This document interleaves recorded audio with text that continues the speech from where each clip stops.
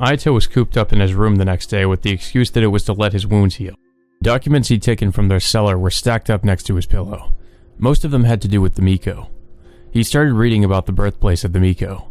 The records showed that they were usually from the Hitogata settlement, in the past Hitogata village. From the Warring States period to the Edo period, this area was part of the Kaga domain under the Maeda clan. Some Shigusa, who was chief vassal to the Maeda family, was exiled here, attended by some Hinagami, and the two of them founded the village, or so the records said. The Shigusa established the shrine, and the Hinagami became headmen and governed the village. The two families had supported the growth of Hitogata village since then. The Miko apparently showed up suddenly at the end of the Edo period. It was written that the Miko descended from heaven, exactly as the name implied. This part was something like folklore or mythology. That is to say, there was nothing credible about this information. It must have been true that someone known as the Miko appeared back then, but they hadn't kept records of where she'd come from, whether it had been outside the village or otherwise. They'd probably kept her origins a secret on purpose, perhaps to heighten her mystique. There was also a description of Hina-sama. It was a doll that only the Hinagami family could worship. It had been created with soil from the village and was enshrined and worshipped in March, bestowing fortune on the village. It was said that Hina-sama would grant any wish, but only if worshipped properly. Only the Hinagami family had been told the proper way to worship the god, and if someone else worshipped a fake god with different methods, they would be possessed and killed by Hina-sama. That was Hina-sama's curse. He figured out that much with just a quick glance. The Miko and Hina-sama were written about separately. Going from the order of records, the Miko had appeared for the purpose of worshipping Hina-sama. He wanted more detailed information about the Miko, more recent information. Aito searched through more records. He found a book with a plain binding, like a diary. The paper cover looked relatively new as well. It was filled with concise sentences. 1897, Miko manifests. Dance offered. 1898 to 1902, dance is offered. 1903, dance offered. Miko returns to heaven. 1921, Miko manifests. Dance offered. 1922 and 23, dance is offered. 1924, dance offered. Miko returns to heaven. It must have been a record of appearances of past Miko. Between these and the last two times, there had been a gap of 20 years or so. It looked as if every time a Miko appeared, she would offer the dance at the festival for a few years afterward. For the years without a Miko, someone like Saya probably stood in for her. A Miko appeared in Meiji, in Taisho, and in Showa. If it had been the same person, he had no doubt that the Miko was human. Aito didn't believe that something supernatural could actually appear. There must have been a reason for one to appear every 20 years or so. I have no idea. He set the book back down. Aito never was good at critical thinking, so he was simply laying out the facts. He picked up another book. It looked like a copy of a shrine offering record. It had records of offerings of either tamaguchi or fees for them every year during March. It made sense for the Hinagami family to have them as something like a representative for the shrine's parishioners. It didn't look like it would have any clues about the Miko either. There were other occurrences the books he brought up from the cellar said nothing about, such as the curse. Before the war, the night of the festival just before Satsuki died, a woman named Kawase Sachiko had died and the people of the settlement had feared it as the curse. Aito had no idea how she had been killed, but he felt that it could have been referred to as such because there was a precedent for the curse. The book earlier had described Hina-sama's curse. Kawase Sachiko had been cursed and had died for worshipping a fake Hina-sama. That was how the story went anyway. He had no idea whether or not that was true, of course. In any case, there were no records of examples of the curse in any of the books from the cellar. Perhaps records weren't left about it because it was so abominable. Phew. With a sigh, he stood up. The new skin on his back felt stiff. He wouldn't make any progress having a staring contest with these books. He'd have to go to the shrine and ask more questions. They, of all people, might have had more records. He climbed the long stone steps and arrived at the Shigusa shrine. There was no one to be seen and the grounds were dead silent. If he was going to ask questions, Kensei would probably be the one to talk to. Was he in the shrine? Aito headed in that direction. But before he'd taken many steps... You there! The chief priest Yoshimitsu appeared from the hall of worship. It's been a while. The Hinagami-san. Looks like you've returned safely. I'm fortunate. They exchanged formal greetings. Aito had never been good at interacting with the chief priest. He'd had a particularly strong image as a scary old man to the young Aito, though that applied to his grandfather Hideyomi as well. Is Kensei-san here? Kensei is out. Did you need something? Yes, I wanted to ask some questions about the Miko. After agonizing about it, Aito decided to ask Yoshimitsu. I cannot so easily answer such questions even for a Hinagami child. No, because you are a Hinagami child. Why is that? Easily dismissed, Aito hounded Yoshimitsu for an answer. It's something only the head of the Hinagami knows. If you truly must know, ask Hideyomi. Yoshimitsu turned around. Though I can't imagine he would answer you. Aito felt the same way. If he could have asked his grandfather, he wouldn't have come all this way. He considered asking his father Shizuru, but he'd been in Tokyo since before Aito returned and they hadn't even met yet. Oh, Nisama? Aito turned his head when he heard Karen's voice. Karen and Saya came out of the shrine office together.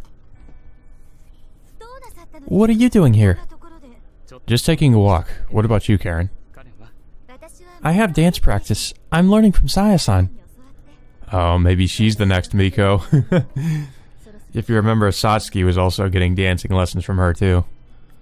It's gotten pretty tough for me to dance the Kagura now. Saya smiles. You're not dancing at the festival? Not yet. I'm far from a match for Saya-san's dancing. Well, I've been doing it for a long time. When did you start doing the dance, Saya-san? At the beginning of the Showa era, I've danced every year that we didn't have a Miko.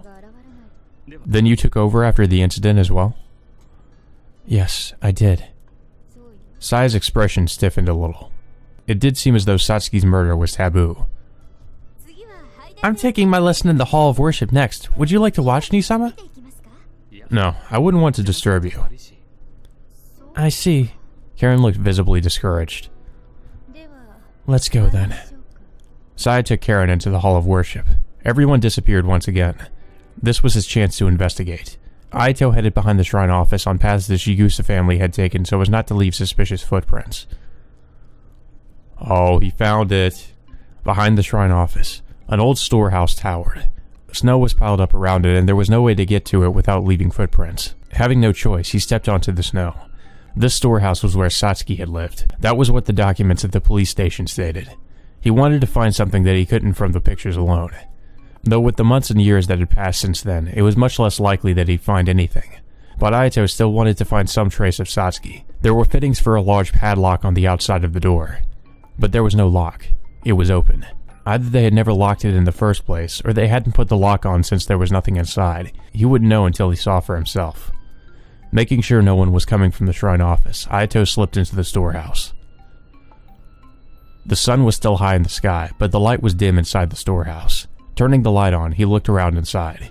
Dust had accumulated on the floor. Probably as much as the snow outside. He doubted anyone had been in here in a long time. There were no footprints in the dust. It looked completely undisturbed. The only movement was the fluttering of dust above the dirt floor. There was nothing here. No, there was a large chest in the corner. Other than that, the only other thing in the room was a full-length mirror. It was supposed to be a large storage shed, yet there was nothing in it. No traces of Satsuki having lived here either. Had everything been disposed of? He crouched down and examined the dusty floor. He held his breath so that he didn't breathe any of it in. There looked to be a squarish area where the floor was sunk down next to the wall. He wiped some dust from the floor near the entrance. Faded floorboards appeared. Had there been something there for a long enough time to make the floor sink like that? Resolving himself, he stepped up onto the floor in his shoes. Dust scattered in the air with every step he took. Aito arrived at the wall in the back, feeling like he was about to have a coughing fit. He knelt down again and swept the dust away from the floor. The floor was a different color where the dent was. Both colors were faded, but the dented floor was a little darker. It looked as if something used to be here after all. He stood and checked the size of the dented area. It must have been a dresser or something large like that. Now that he looked closer, he noticed other depressions along the wall. Since there weren't any in the middle of the room, it must have been furniture.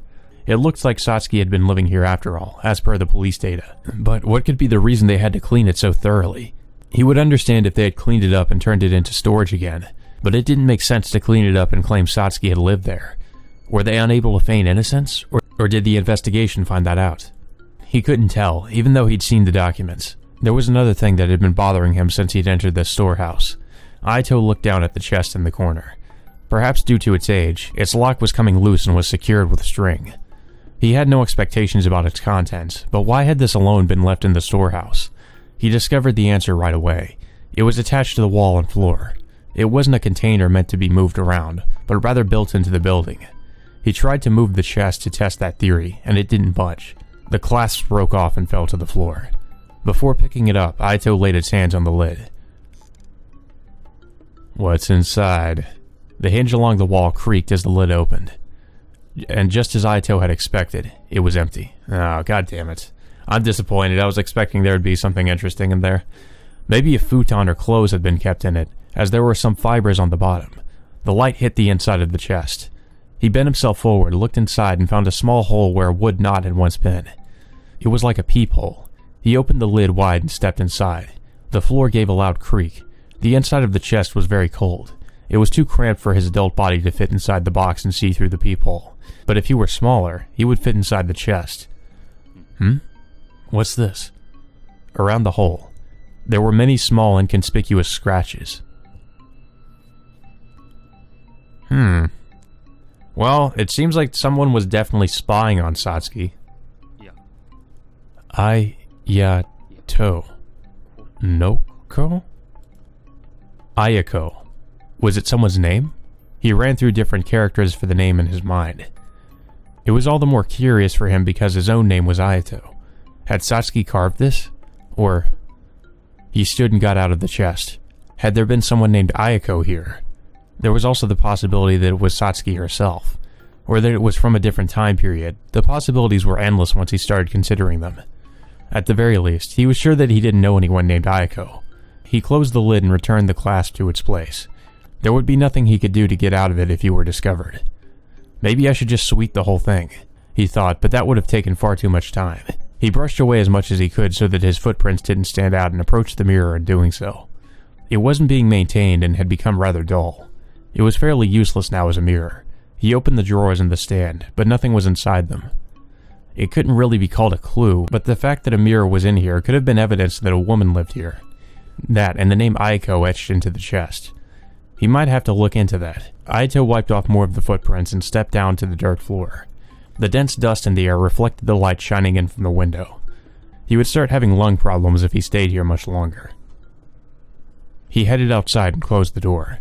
Aito left the area, brushing his footprints out of the snow as he went.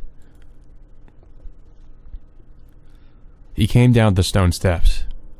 Oh, Rihito. Guriko. Were you at the shrine? Yeah, just taking a walk. He made up an excuse. What about you, Guriko? I went to see Ohina, but she was at dance practice, so I'm on my way home again. Seems like they're doing it at the shrine. Huh? Is she learning from Saya-san? Looks like. Then I guess Ohina's gonna be the Miko, huh? Huh? What do you mean? Oh, no, not the Miko. I mean like dance at the festival. I see. From what Saya had said earlier, that seemed likely. That's right. Does the name Ayako sound familiar to you? Ayako? I don't know. I know an Ayato, but... I'd hope so. Ayako, huh? Maybe you could ask the police station. That would probably be fastest. He turned toward Maihina where the police station was. Oh, I'll go with you. Bored? What's it to you? Pursing her lips, Meguri started walking beside Ayato. So, what are you looking for this Ayako-san for? I'm not really looking for her. I still don't really know what I'm looking for. He wasn't even really sure whether or not it was a person's name yet. Why was it carved there? He couldn't tell from the scratches when it had been carved either. Or who had carved it, of course. Hello. Opening the door of the police station, Meguri headed straight for the stove. It's just you guys. Takayama raised his head, already occupying the spot in front of the stove. Oh, you're grilling mochi. It's my lunch, so you better not eat any. Takayama-san, do you know of anyone named Ayako? Ayako? I can't think of anyone by that name. Takayama cocked his head and took a bundle of documents off a shelf. But I'm far from an authority since it's not like I know the names of everyone in the settlement. You have something like a family registry though, right? He asked, watching Meguri transfer the puffy mochi to a plate out of the corner of his eye. I ask when I visit people's houses, but it usually ends up being the old lady such and such or what have you. Takayama flipped through the documents as he spoke. Anyway, if you want to know that stuff, wouldn't you be better off going to the town hall? Well, old man Shoujo's pretty scary. Meguri poured soy sauce on the mochi. Those documents probably wouldn't tell you. They've just got the family heads' names.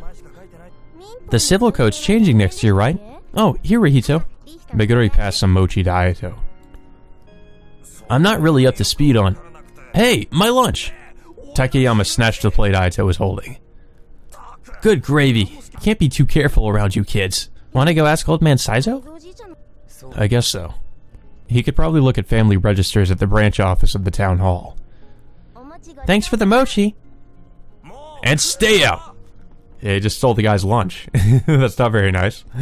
They headed outside, Takeyama's resentful moaning at their heels. Should we head over to old man Shoujo's place then? Yeah. They entered the village administration office nearby. Oh, it's the Hinigami kid. Come to get your military pension? You only get those if you serve for over 10 years.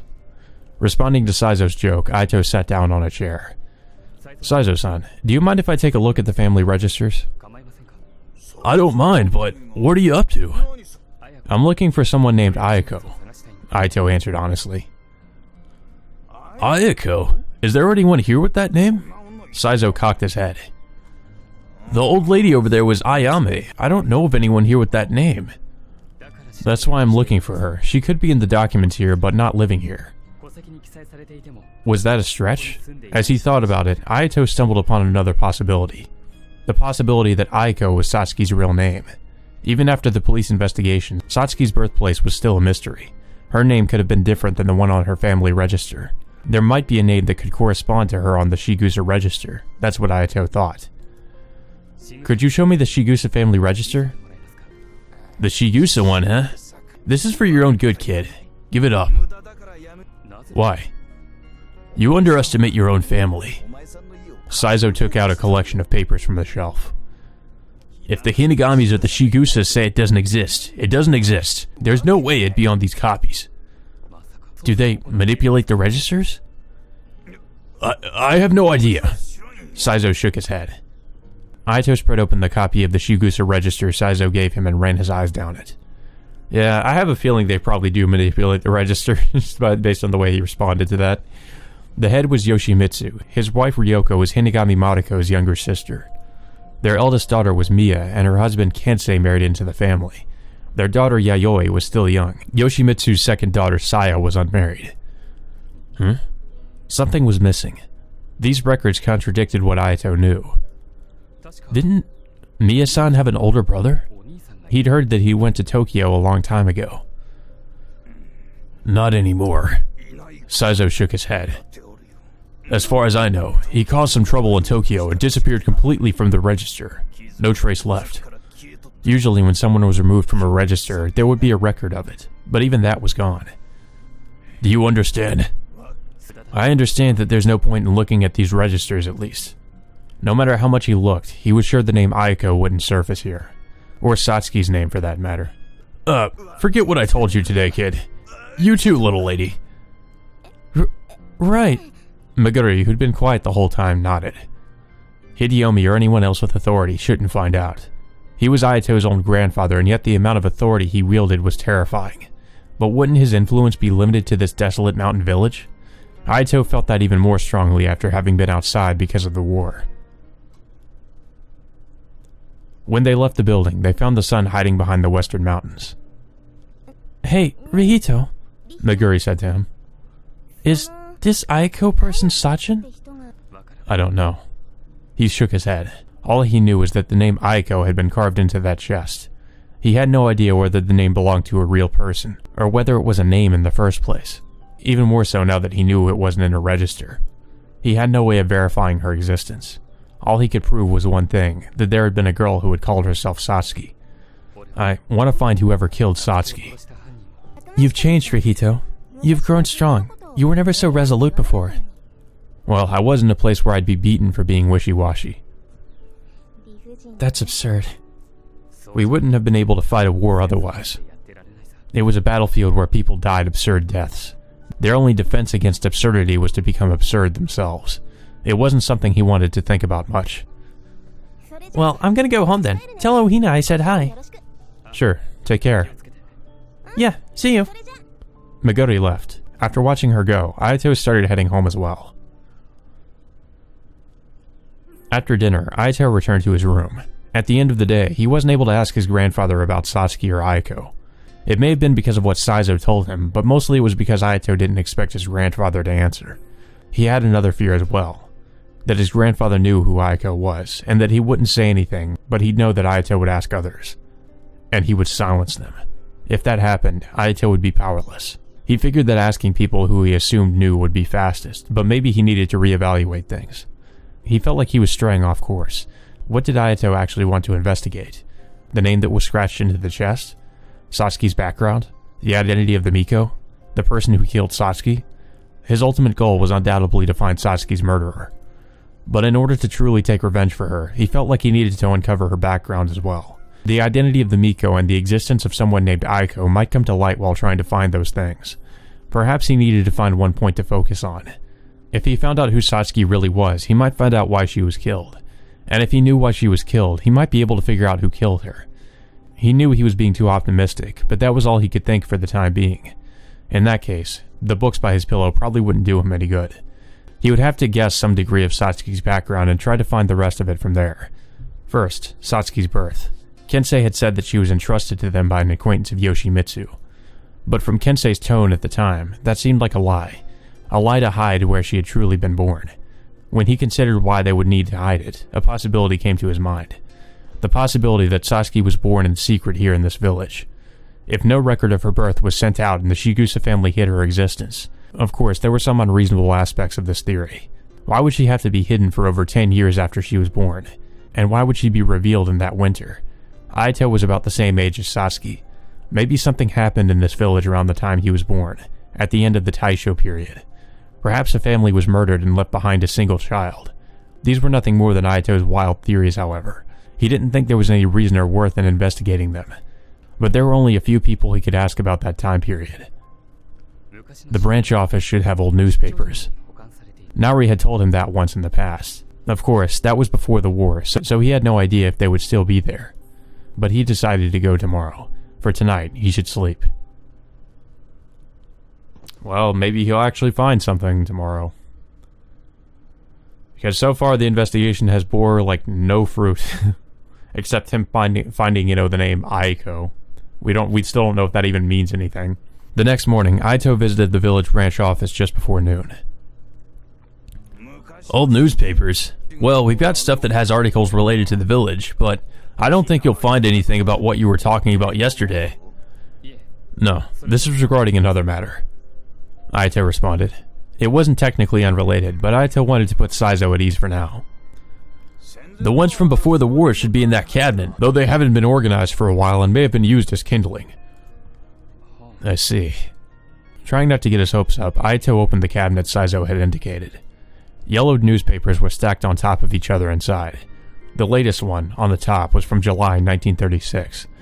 There was an article inside about an incident that had occurred in Tokyo. That wasn't it. He needed something earlier. Do you have articles from the Taisho period? Those ones wouldn't be in there. I think we had some clippings somewhere. Shoujo rose. I thought you were looking at the article about your mother's death, but I guess that wasn't it. Huh? Shoujo covered his mouth. I heard that my mother committed suicide when I was young, but was it something big enough to make it into the paper? It was the wife of the Hinagami family who died. They couldn't hide it, so it made it to the paper. Aito flipped through the old newspapers in the cabinet. His mother died in winter 1929. March, he believed. A newspaper from March 1929, the morning paper on the 6th, in the lower left.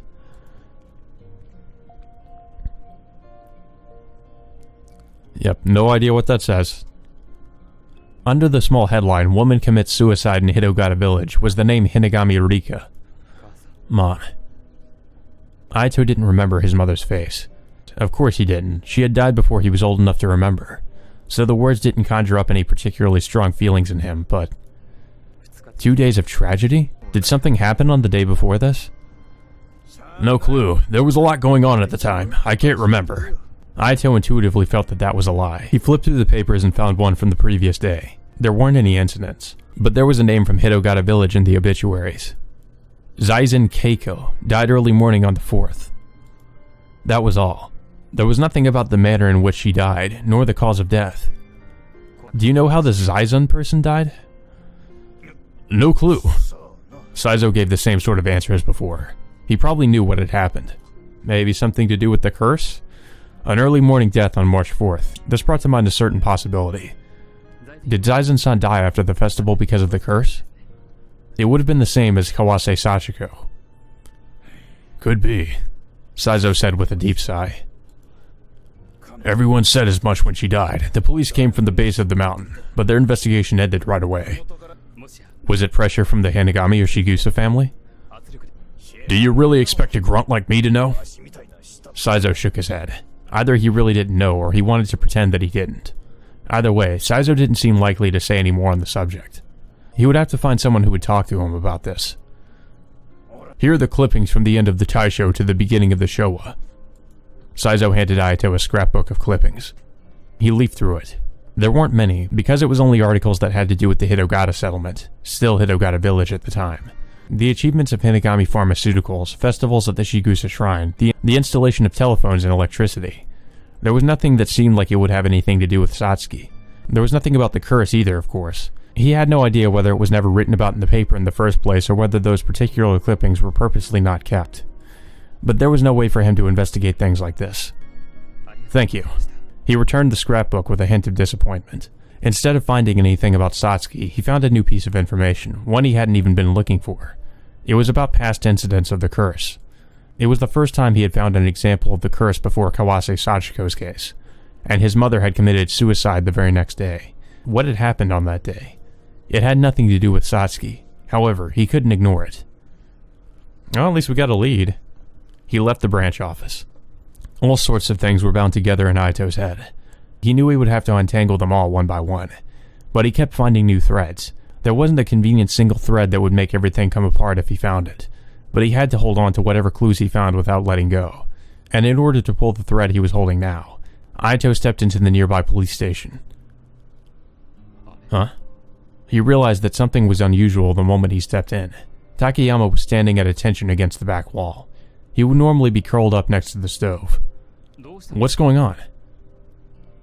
I'm behaving exactly as normal. Aito sighed, seeing Takayama behaving in a clearly different manner than normal. Come to think of it, I heard Detective Inui had reserved a room at the Futami Inn. Was that starting today? That has nothing to do with my endeavors toward performing professionally. Don't bother if you're just going to strain yourself into performing even less professionally. The middle-aged detective, Inui, emerged from the back of the police station. Hello, it's been a while. Well, he might be able to actually help us. He doesn't look much older either, like he looks exactly the same. The youngster who found the body. Inui knew right away who the grown-up Aito was, probably thanks to his profession. I'm surprised you remember. Plenty of cases go on for a while. I remember all involved parties' faces. Inui sat down in a chair. Takayama immediately pushed the chair in for him. Don't bother, just do your job. Yes, sir! I'll go on patrol then, sir! With the salute, Takayama left the police station at full speed. Wasn't it his job to take care of your business? Actually, I was hoping I could speak to you. It would have been pointless to ask Takayama. What about? Go ahead and have a seat. Please excuse me. Sitting down in the chair Inui offered him, Aito straightened his posture. Are you here this time to investigate the case from before the war? I just took a vacation and happened to stop by. Inui denied it. The case is already over with the prefectural police, and with the restructuring of the police force the occupying forces are conducting, it's unlikely that any old cases will get opened up again. So you're investigating it on your own, Inui-san. There's only so much a single person can do, all the more for an amateur. Inui's eyes stared at Aito's. Have I done something? You've done more than an amateur should. He knew. Inui knew somehow that Aito was trying to dig up this past case. Was this person on the influential side as well? We don't know anything about Satsuki or the killer because you professionals pulled out. Aito spat out. It's pathetic to stop your investigation just because of some pharmaceutical company. I feel the same way about that, Inui agreed. All us grunts can do when the investigation's called off is obey. That's why I'm here on my vacation. So you're here to investigate after all? If I find definite proof, the higher-ups will have no choice but to do something. Inui sipped tea from a teacup. Do you have any leads? I'm working on it, but I don't intend to discuss it with you. Perhaps Inui was suspicious of him because he'd been the one to discover the body, Aito considered. Do you mind if I ask about something else then? What would that be? About the incident at the beginning of the Showa period, when a woman named Zaizen Keiko was murdered. I wasn't in charge of that case. Inui gave a small shake of his head. It may have been almost 20 years ago, but it was the last time the curse happened before Kawase Sachiko, right? It's hard to believe you wouldn't know about it. I didn't participate in the investigation, but I know the facts about it. The victim was the proprietress of a bar, and the morning after she was murdered, your mother committed suicide. It looks that way. Do you want to know about your mother? No, for now I want to know about the murders. I see. Inui closed his eyes. That case was never closed either. Someone interfered with the investigation, apparently. I'm guessing it was my family? I don't know that, but I do know that Hinagami Shizuru often visited the bar that the victim managed. Why was his father's name suddenly coming up? Do you believe in the curse? I believe all of the incidents were committed by human hands. He managed to squeeze that out. Then we're in agreement. I believe this curse to be nothing more than a story people get worked up about, though I'm sure that's part of the culprit's plan. Do you think my father committed murder? That's all I can think of. She was asking him for a lot of money, apparently. Zaizen Keiko lived in poverty. Is that all? I know that Hinagami Shizuru had his hands on a lot of women, though that's not something I should be telling his son. It's got nothing to do with me. It didn't concern Ayato what his father did, nor where. I believe Hinagami Shizuru had a relationship with Zaizen Keiko that led to her murder. Do you have any proof?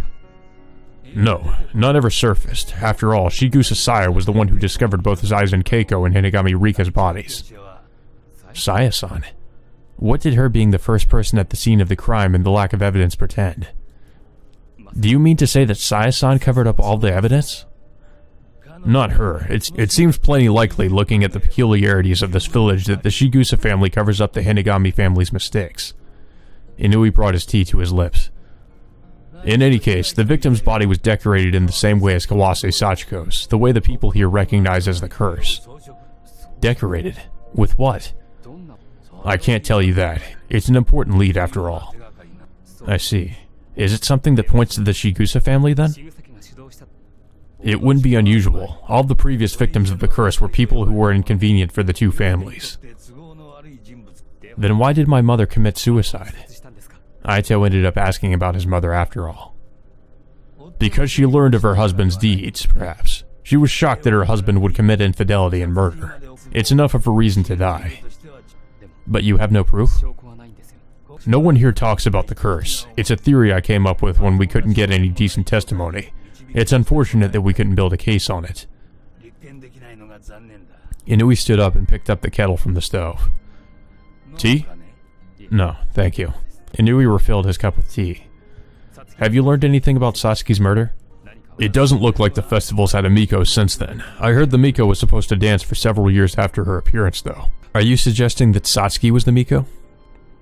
What other possibilities are there? I believe I testified at the time, but I watched the Mikos dance with Satsuki.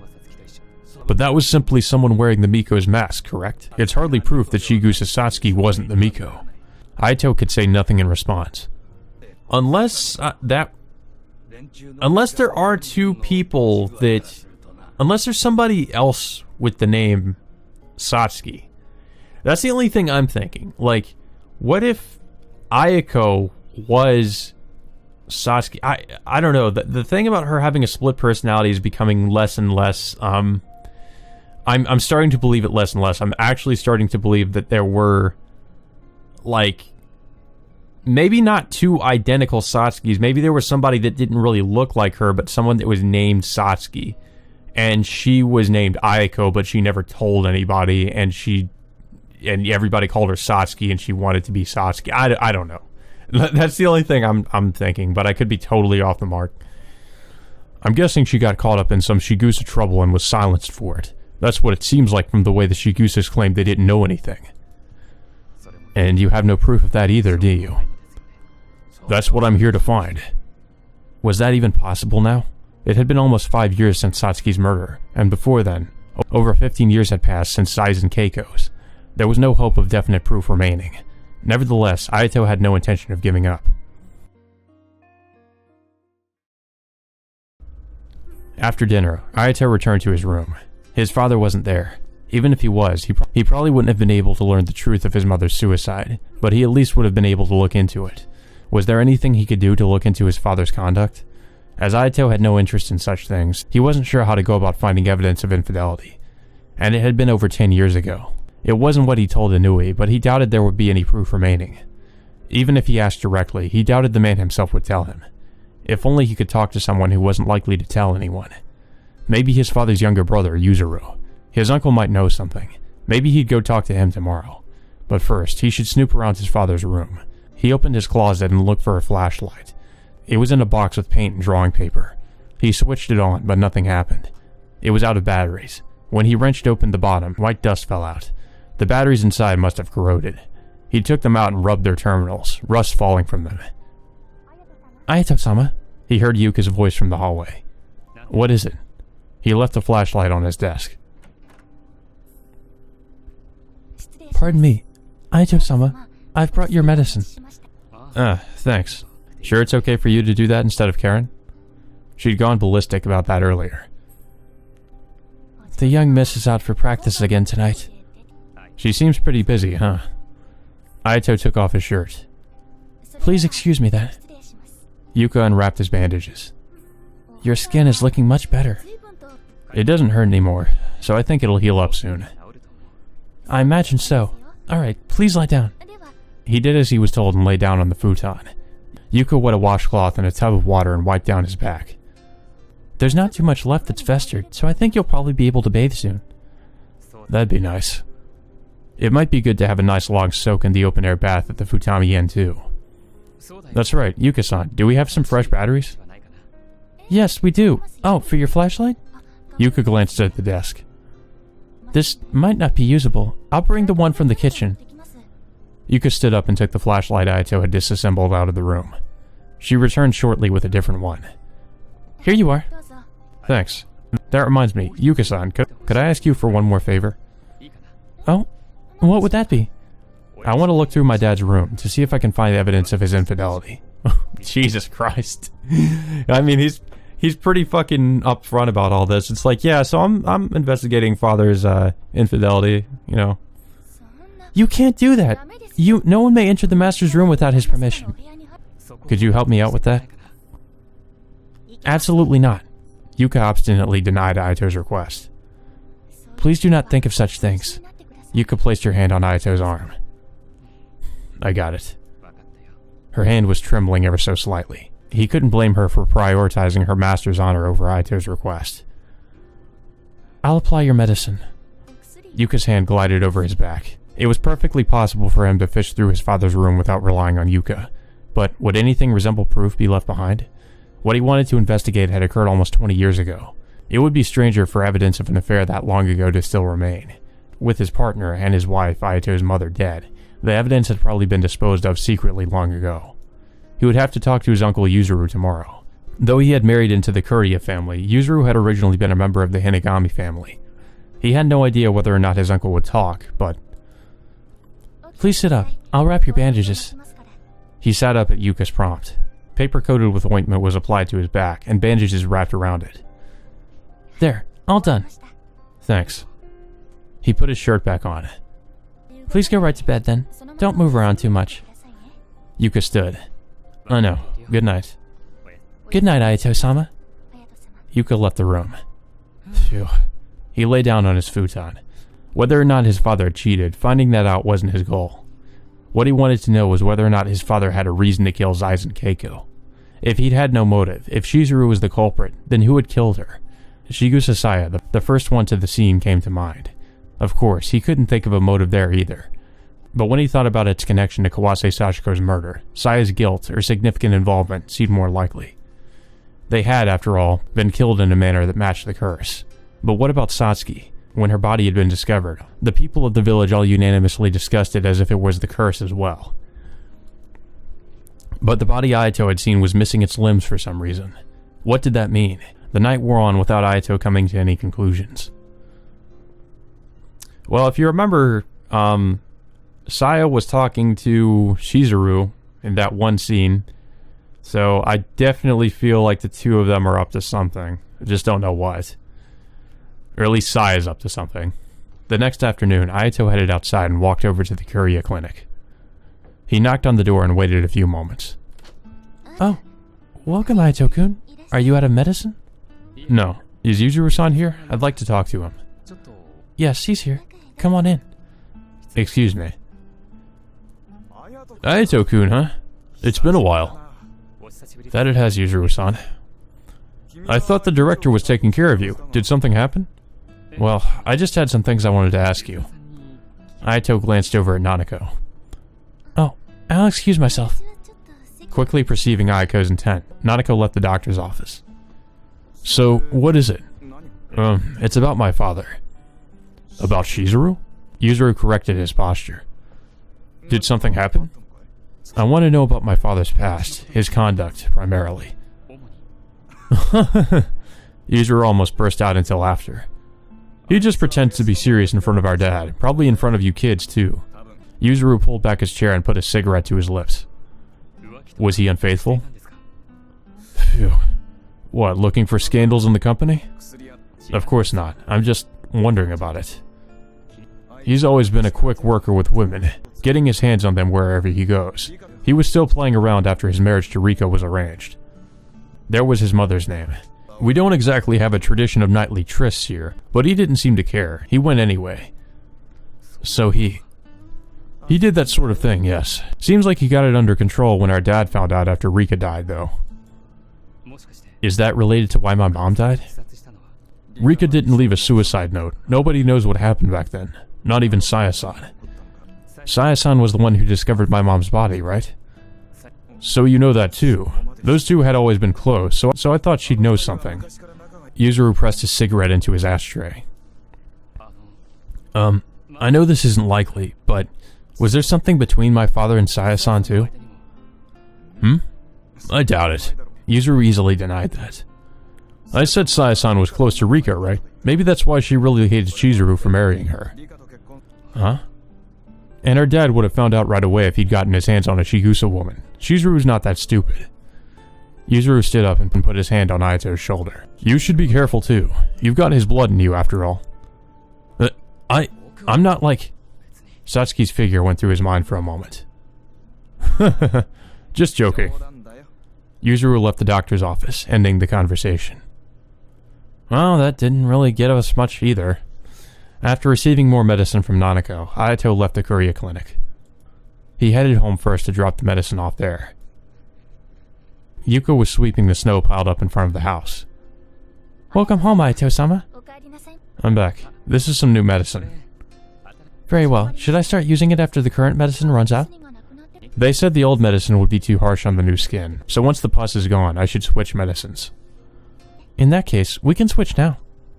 Yeah, thanks. Welcome home, Nii-sama. Karen and you were in the living room. I'm back. It's rare for the young mistress to visit by herself. She usually came with Meguri. I'm here today to deliver a letter for my grandma. I see. You went to the hospital, right, Nii-sama? How's your health? Huh? Yeah, it's looking a lot better. He hadn't been at the hospital to have his wounds looked at, but that's how Ayato answered. Don't push yourself, okay? You don't need to worry. His investigation shouldn't worsen his injuries at all. Isn't it about time, Ohina? Ah, you're right. Karen stood at Yu's comment. Practice again today? Yes, I might be dancing at our next festival. Karen said happily. I see. Then you better practice right. Right. I'll get going then. Yu stood up. Oh, I'll send you home. Please do, Nii-sama. Yu and Ayato walked side by side. Hey, young mistress. What is it? What'd the old mistress say in her letter to us? Yu stopped. It was probably about the police detective, a report or something. Did he do something?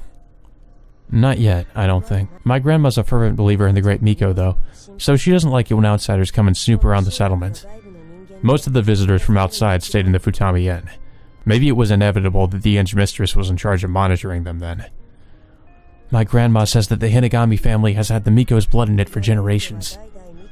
The Miko's blood? That just could be my grandma's nonsense, though, but I think a lot of the old people believe that. I see. Shiguse, Hinagami, and the Miko. It wasn't too outlandish a concept when you considered the entities that ruled the Hitogata settlement. Perhaps this idea arose from wondering where the Miko went when she disappeared. Aito, of course, had never heard such a thing. Do you want to talk to my grandma about it? You suggested, considering Aito's feelings. I suppose so. He might learn something about the past. The Futami Inn was a short ways from the center of Maihina. The front of the building was cleanly swept for its customers. Where's Inui, the detective? At the police station, probably. It seems like he only comes back to the inn to sleep. They entered. Grandma, do you have a minute? You called out to the back. What is it, you? A small old woman showed herself from behind the curtain. It was Yu's grandmother, the old mistress of the Futami Inn, Futami Yoshie. Oh, if it isn't the scion of the Hinagamis. Hello. Aito greeted her, feeling a little awkward. Come now, you. Take the scion to a warm room. No, here's fine. I came to ask you something today, ma'am. I am unworthy. Ask anything you desire. Right. Aito asked his question, finding it difficult to converse with Yoshie. Do you know anything about the Miko? Oh, the great Miko. Surely you must know more about her than me, scion. After all, she was your mother. My mother was the Miko? He had considered the possibility, but actually hearing it from someone else. The great Miko has always married into the Hanagami family. Rika-sama and Mariko-sama before her, they were all the great Miko. Don't take her too seriously, you whispered to Aito. Satsuki-sama, was it? That great Miko was probably meant to be your bride, scion. I thought Satsuki was just a guest. It's always been custom to bring in the great Miko as a guest. But Satsuki and I watched the Miko dance that day. She was the great Miko. It was no trouble for her to split her body in two. If such a thing were possible, she would have been something much more than human. Was this all just the old mistress's delusions? With those thoughts in his mind, Aito asked another question. Do you know anyone by the name Ayako? Ayako? I do not. Is she a friend of yours, you? No. Then I do not know. I see. He had thought she might know. That's right, scion. Be careful around the man staying here. The man? You mean Inui-san? I just can't stomach that deceptive detective. It looks like he's snooping around again. Aito and Yu glanced at each other. Aito also happened to be snooping around. In fact, he could be in a cooperative relationship with Inui. Is that what you wrote in that letter? Yu asked, aware of what Aito was up to. It must be dealt with before anything strange happens. Yoshie nodded, satisfied. Dinner time. Aito-san. His grandmother Mariko spoke. Yes. Someone from the police appears to be here. Do you know anything about that? No, nothing. He replied shortly. If he said more, he was afraid he'd say something unnecessary. Do not concern yourself with such matters. Rest and heal your wounds. When you are well, you will begin learning from Shizuru immediately. Hidiomi, the absolute authority of the family, spoke. Aito would have to take over Hinagami Pharmaceuticals. He would need to study for that purpose. That studying had been put off when he went to war. I understand. He had no choice but to agree. No one in this house could disobey his grandfather's words. Aito returned to his room. He lay down on the tatami, closed his eyes, and organized his thoughts. Satsuki could have been the Miko. From what the old mistress of the Futami Inn had said, that possibility seemed more and more likely, but the day of the festival just kept eating away at him. If they had used a substitute that day, why? It probably wasn't a simple reason like her being unable to dance well. Satsuki was the Miko, but for some reason someone else had performed the dance. That was probably the correct way to think about it, but he still couldn't figure out who it had been. Was it Aiko? A name Aito wasn't even sure belonged to a real person surfaced in his mind, but he quickly denied it. He shouldn't consider that possibility until he could confirm her existence. He should focus on Satsuki for now. Aito sat up. Why did Satsuki have to be killed? There was a high possibility someone at the Shigusa Shrine was involved. No, someone from the Shigusa Shrine was clearly involved. The problem was determining exactly which one of them it was. The Shigusa family was composed of Yoshimitsu, Ryoko, Kensei, Miya, and Saya. It was one of them, or possibly all of them. Even if only a few of them were directly involved, there was a possibility that they all knew the truth behind her death. Unless they were all in it together, they probably couldn't have pressured the police into stopping their investigation. He had other doubts about the Shigusa family as well. For instance, the curse. The only victims Aito knew of were Kawase Sachiko and Zaizen Keiko. They were both murdered in inexplicable ways after the festival. And his mother's suicide. One person seemed likely to know the circumstances of that event, Shigusa Saya. He should probably ask her, but he was sure she would evade his questions if he didn't have definite proof. Even the most recent death, Satsuki's, was 5 years ago, and it wouldn't be easy to find any clues related to it. First, he needed to find some sort of evidence. He had to go to that storehouse again. This time, he would bring a flashlight and investigate every corner of the building.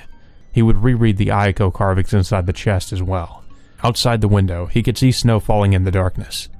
If it continued to snow until morning, his footsteps would be conveniently covered. He picked up the flashlight and checked its batteries. A yellowish orb of light shone on the ceiling. Alright, let's go. Aito donned his boots on the veranda next to his room and headed outside. Oh boy, he's doing it tonight. He's doing it tonight. That means something bad's gonna happen, I have a feeling. The shrine at night was dead quiet. Snow merely fell silently on the grounds. No light came from either the Hall of Worship nor the shrine office, and Aito walked through the grounds, shielding the flashlight with his hands to let out only as much light as he needed.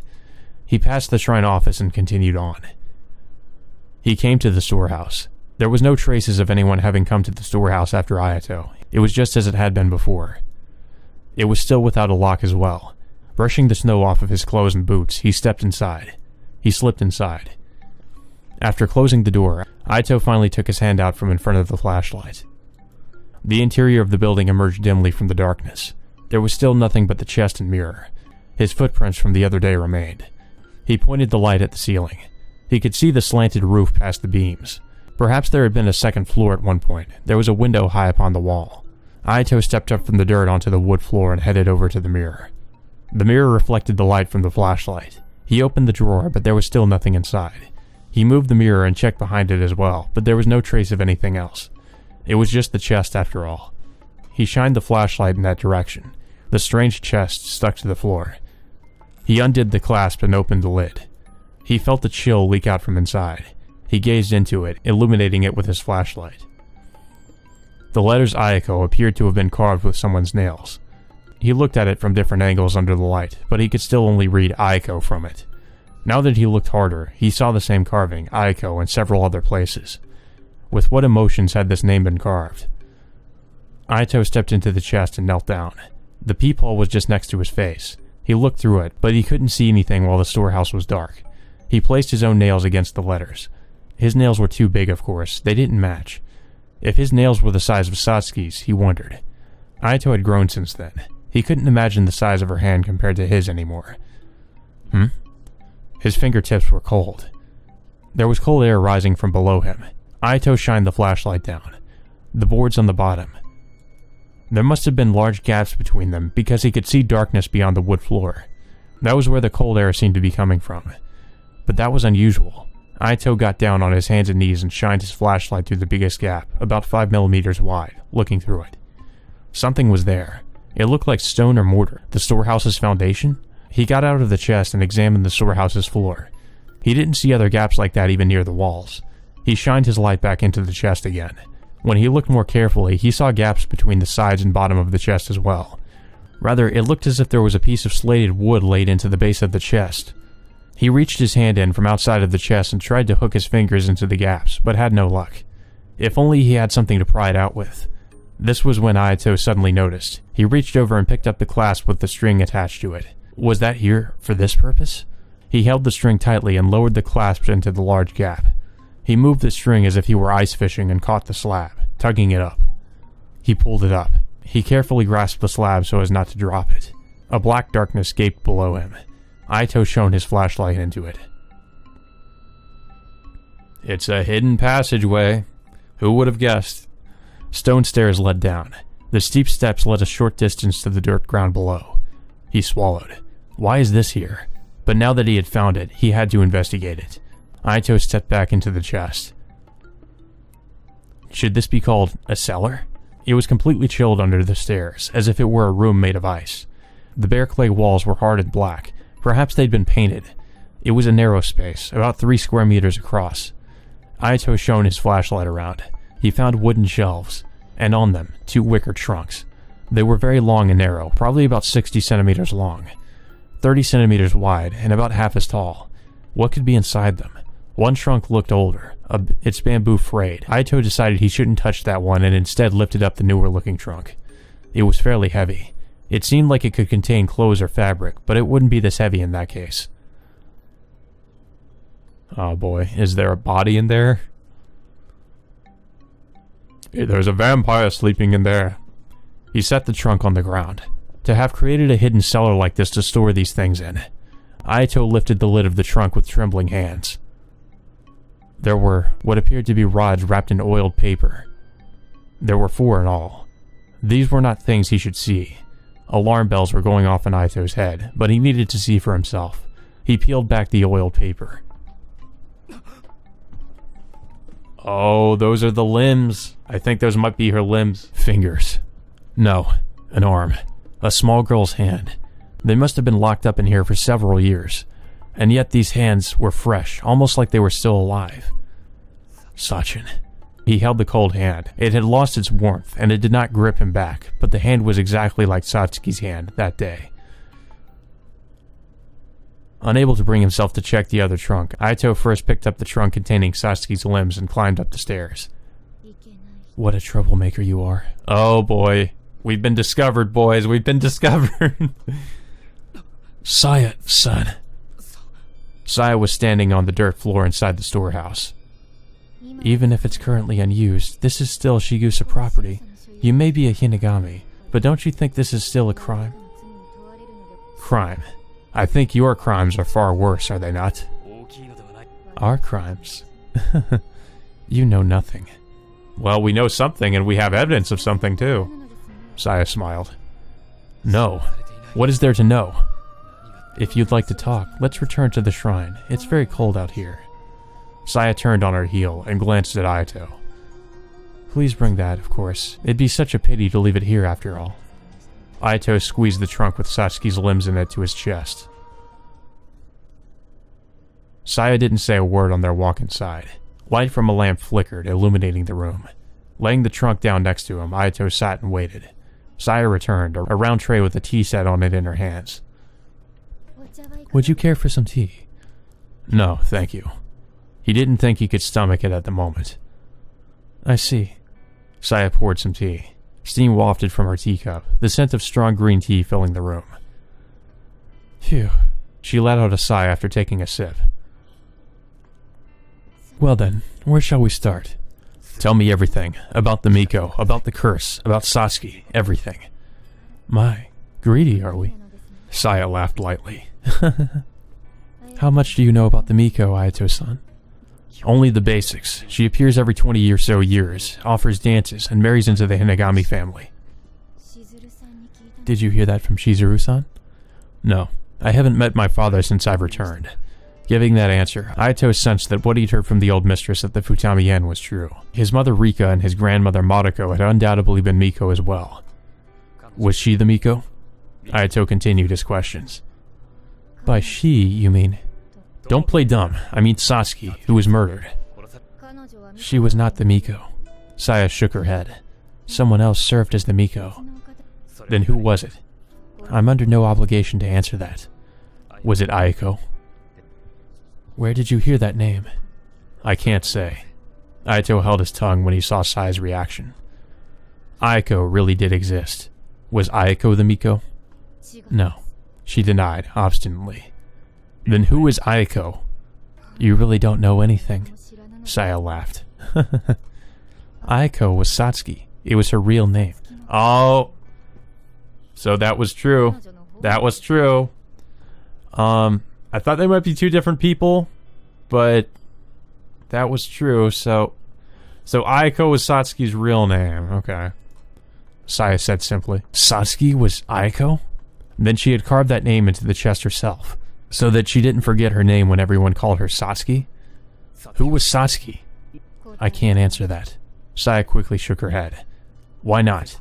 Because I have no way of answering. Saya laughed weakly. Your questions are too vague. What was vague about them? If you simply don't want to answer, you should say so. Aito thought, glaring at her, but Saya acted completely unconcerned. Then let me ask a clear question about a different matter. Were you the one who killed Satsuki? No. Why would I do something like that? I have no way of knowing, but as the body was crucified on the road to the shrine and her limbs were discovered here, some amount of Shigusa involvement is clear. Shigusa involvement? Saya turned her gaze to the trunk. I was indeed the one who moved her husk there, and I also severed her limbs. Why did you do that? Why? Isn't that obvious? Saya rose. Aito clutched the trunk to his body and drew back. Hand it over. No. He shook off the hand she'd extended. If these are Satsuki's arms and legs, they're important evidence. I can't give them to you. They're mine. They're not yours. Aito shouted. These are Satsuki's. How can you tell? What else could they be? What do you think? Saya's mouth formed a smile. I don't know who's inside that box. Who? Aito thought back. There was another, older trunk on the shelves in the cellar. Did you have someone else's arms and legs down there? Oh? You didn't look? What a waste. So maybe it isn't Satsuki. Maybe Satsuki's in another one. Or maybe... I don't know. This is getting very interesting and very confusing. Saya laughed and reached out her hand. Aito couldn't resist her. He handed over the trunk and Saya opened the lid. An ecstatic sigh. Yes, these are undoubtedly hers. Bro, what the fuck? What is you doing? Taking an arm out, Saya rubbed her cheek against it lovingly. Satsuki's fingers brushed her cheek, almost as if they still had life in them.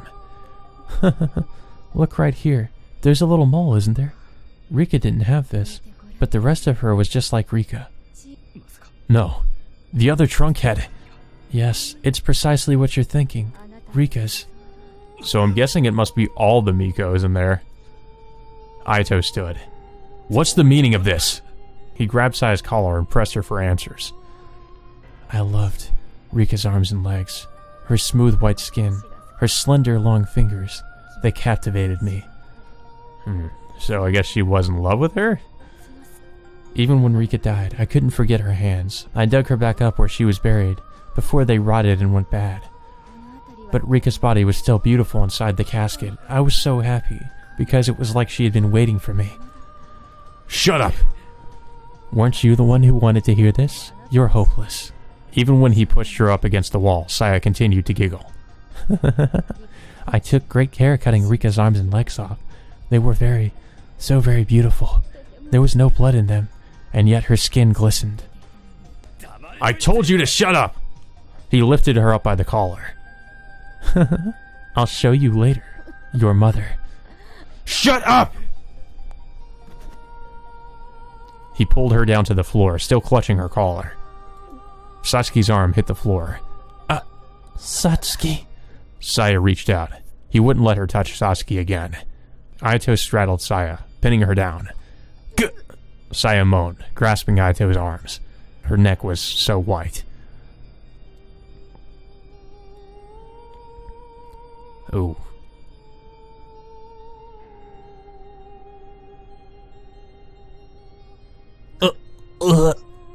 Aito grasped Saya's neck with his rough hands.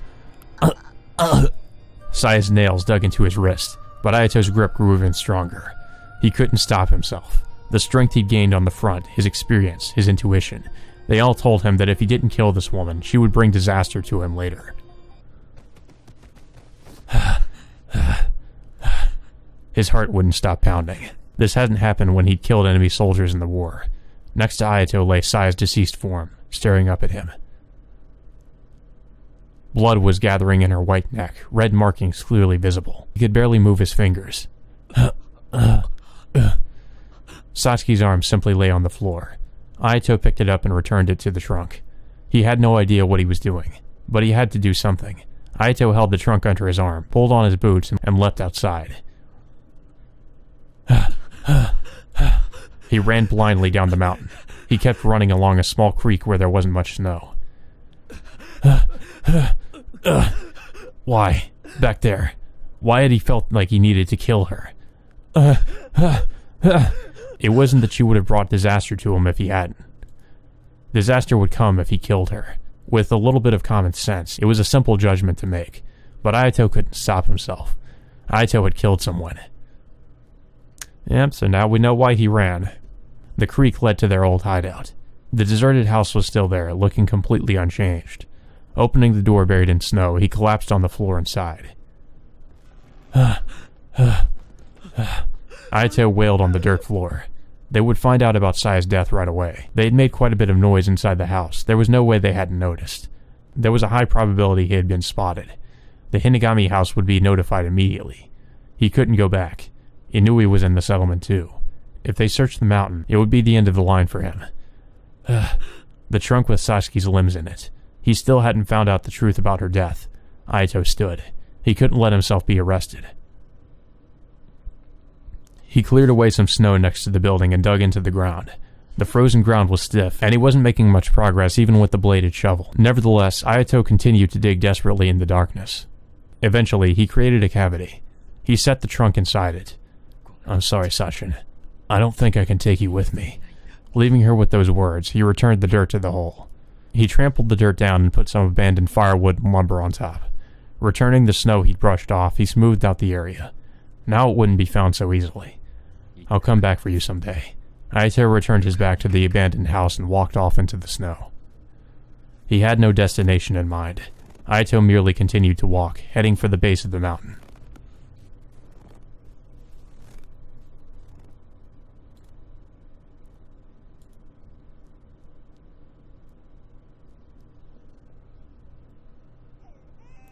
Crying. Oh hey, this is the beginning of the game. The life that had just come into this world was crying. Why? Why was this child crying? Was it despair for the life that awaited? It was a girl. That was just what I wanted. Now things could continue as planned. She had come into this world to fulfill the fate determined for her. And this child had been born to help her. This would bring her irreplaceable happiness. I would have to raise her in that way. It was all for her. Okay. Still wondering what that scene's about.